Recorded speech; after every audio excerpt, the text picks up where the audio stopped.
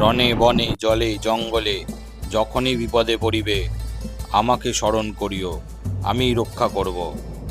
বাবা লোকনাথ ব্রহ্মচারীর এই বাণী দ্বারা দুর্গম পথ ও কঠোর থেকে কঠোর পরিস্থিতি পেরিয়ে আসা সম্ভব। বাবা লোকনাথ ব্রহ্মচারী এমন কয়েকটি অমৃত বাণী শুনে নেওয়া যায়। বাবা বলছে, যাহারা আমার নিকট আসিয়া আমার আশ্রয় গ্রহণ করে তাহাদের দুঃখে আমার হৃদয় আর্দ্র। হ্যালো বন্ধুরা, welcome back to my channel. তো আজকে আবার একটা নতুন দিনে নতুন একটা ভিডিওতে তোমাদের সবাইকে স্বাগত জানাই।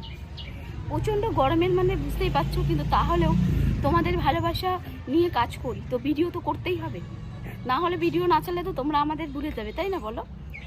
তো আজকে বনগাঁর একটা মন্দিরে চলে এসেছি। মন্দিরটা দুর্দান্ত সুন্দর, খুব একটা মানে বড় জায়গার মধ্যে মন্দিরটা যে আছে সেটা বলবো না, কিন্তু মন্দিরটা দারুণ সুন্দর।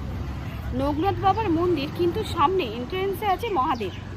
তো চলো, আমি কত কিছু বলবো না, তোমাদেরকে মন্দিরটা শুধু ঘুরে দেখাবো, তারপরে তোমরাই বলবে মন্দিরটা তোমাদের কেমন লেগেছে।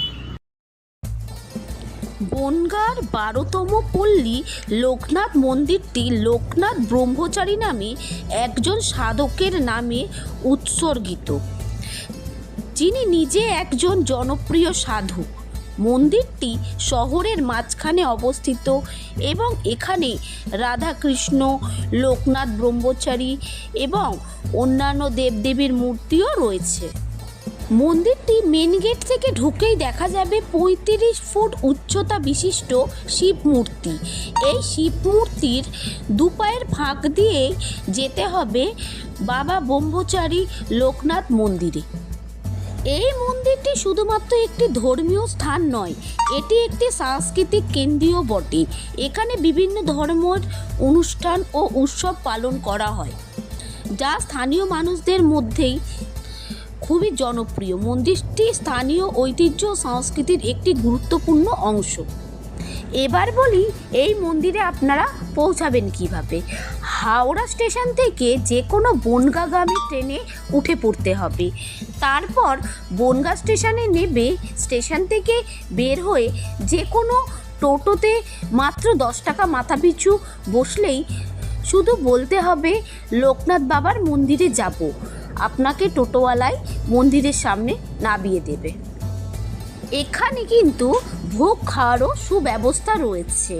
একদম লাস্টেই আমরা আপনাদের পুরো ডিটেলসটা দিয়ে দিচ্ছি, যেখানে ফোন করে আপনারা কিন্তু বুক করে নিতে পারেন। খুব সামান্য পয়সার বিনিময়ে আপনারা মন ভরে ভোগ খেতে পারবেন। তো বন্ধুরা, মন্দিরটা কিন্তু খুবই সুন্দর, খুব ছোট্ট জায়গার মধ্যে এত সুন্দর মন্দিরটা নির্মিত।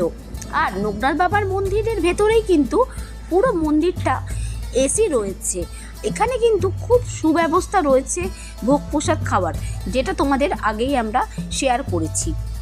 ভোগ খেতে গেলে তোমাদের এখানে ফোন করে বুকিংটা আগে করিয়ে নিতে হবে। তো সব মিলিয়ে মন্দিরটা কিন্তু খুবই সুন্দর। তোমরা যদি আসতে চাও তাহলে একদিনের ছুটিতে তোমরা এই মন্দিরে এসে ঘুরে যেতে পারো।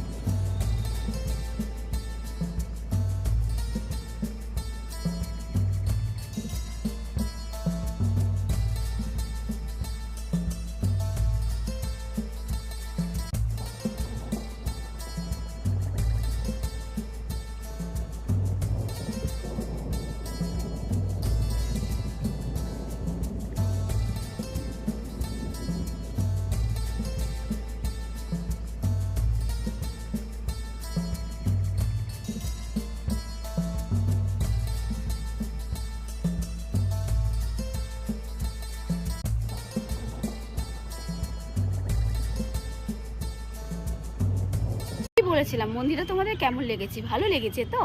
তো ভালো লাগলে অবশ্যই কিন্তু কমেন্ট করতে হবে আর লাইকও করতে হবে। আর যদি তোমাদের খুব বেশি ভালো লাগে থাকে তাহলে পরিবারের অন্য কাউকেও কিন্তু এই মন্দিরটা শেয়ার করতে পারো। আর আমাদের এই ধরনের নতুনত্ব ভিডিও তো সবসময় চলে আসে চ্যানেলে, তার জন্য বলবো পাশে থাকা বেল আইকনটি প্রেস করে তোমরা চ্যানেলটা সাবস্ক্রাইব করে নিও, তাহলে কিন্তু সবার আগে আমাদের নতুনত্ব ভিডিও নোটিফিকেশনটা তোমরা পেয়ে যাবে। তো চলো আজকে এখানে শেষ করছি, আবার দেখা হচ্ছে অন্য কোনো জায়গায়।